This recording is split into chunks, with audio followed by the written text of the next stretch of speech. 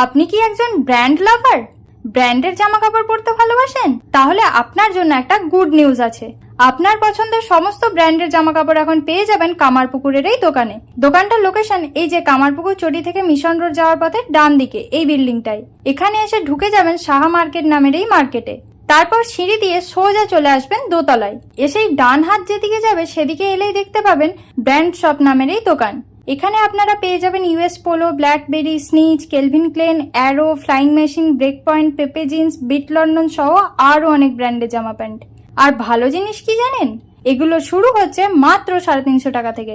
আরে হ্যাঁ, একদম সত্যি।